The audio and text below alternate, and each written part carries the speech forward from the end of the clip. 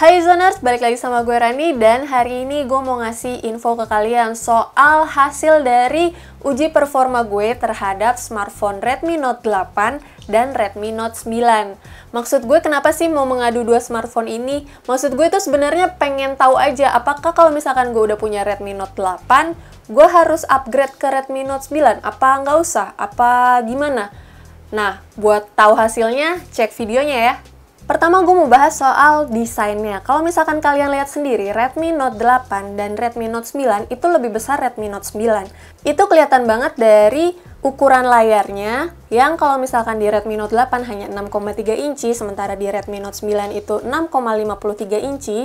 Juga bobotnya juga berasa banget, ya karena lebih besar mau nggak mau juga lebih berat kan. Secara dia panjang, lebar, dan tebalnya juga lebih besar. Kalau bobotnya Redmi Note 8 itu 190 gram, di Redmi Note 9 dia 199 gram. Kalau misalkan kalian lihat bagian belakang, Redmi Note 8 itu dia berbahan kaca, kalau misalkan Redmi Note 9 itu dia berbingkai plastik. Dan ini yang membuat gue agak kurang suka sebenarnya dengan Redmi Note 9. Kenapa? Karena fingerprint gue, maksudnya sidik jari gue, itu gampang banget tertinggal di bodi belakang Redmi Note 9. Gak cuman itu, kalau misalkan gue nggak pakai casing, soft case atau hard case, bagian belakangnya yang berbahan plastik ini gampang banget tergores. Misalkan kayak gue taruh di dalam tas, terus mungkin kena pentok sama barang-barang gue yang lain yang agak tajam, itu kelihatan banget goresannya. Walaupun sebenarnya nggak yang sampai rusakin banget, sampai penyok-penyok, enggak. Cuman goresannya ini membuat gue terganggu aja. Nah itu kalau di bagian belakang. Kalau misalkan kalian lihat bagian depan, dua-duanya itu sama-sama full frame dengan resolusi 2340 x 1080 atau resolusinya itu Full HD+. Cuman gue melihat di sini, terutama saat gue menonton film, streaming, Netflix, gue merasa kalau misalkan gambar yang dihasilkan di Redmi Note 8 itu lebih cinematic. Shadow-nya tuh lebih turun, lebih gelap dibanding dengan Redmi Note 9 yang menurut gue itu gambarnya tuh sharp banget, tajam banget, detailnya tuh dapet banget. Cuman gue nggak terlalu suka karena menurut gue itu kasar. Tapi menurut gue ini masalah selera sih, balik lagi. Buat gue sendiri lebih prefer hasil gambar yang ditawarkan sama Redmi Note 8. Sementara kalau di Redmi Note 9, gue merasa kayak lebih orange, lebih kasar, kayak gitu. Nah, untuk suara, dari hasil streamingan gue di Netflix ini, gue merasa kalau misalkan suara yang dihasilkan sama Redmi Note 9, itu suaranya jauh lebih kasar dibanding Redmi Note 8. Jadi sama kayak layarnya juga, entah kenapa tuh di Redmi Note 8 itu suaranya lebih halus, terus tampilan gambarnya juga lebih halus.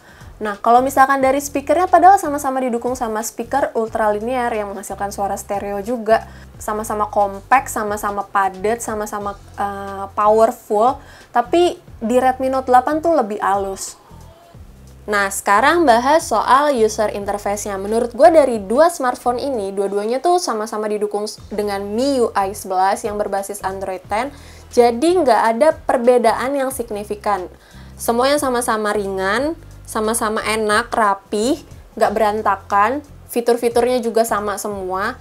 Tapi menurut gue yang membedakan di sini mungkin dari chipsetnya. Kalau misalkan di Redmi Note 8 itu dia didukung dengan Snapdragon 665, sementara di Redmi Note 9 dia didukung dengan MediaTek Helio G85.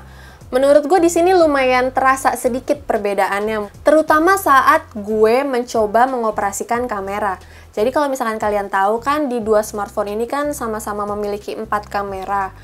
Resolusinya tuh semua sama, kamera utamanya itu 48 megapiksel, terus yang wide-nya itu 8 megapiksel, makro dan deep sensornya sama-sama 2 megapiksel, dan untuk kamera depannya juga itu sama-sama 13 megapiksel resolusinya. Saat gue mengambil gambar dengan Redmi Note 8, entah kenapa proses buat dapetin fokusnya itu lebih cepat dan lebih mudah.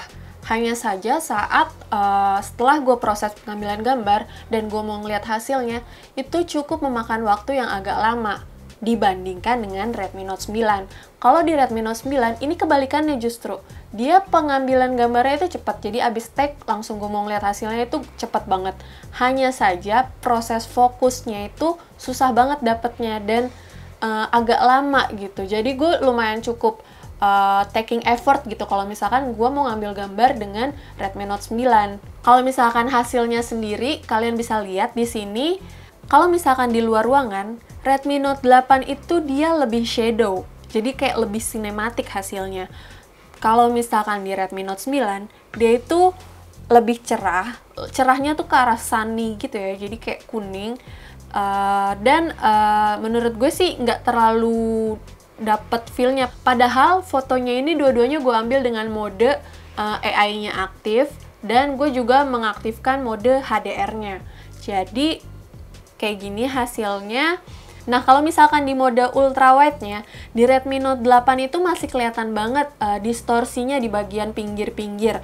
Kalau misalkan di Redmi Note 9, dia natural, halus, jadi masih kelihatan objek yang ditangkap, jadi nggak terlalu ngeblur.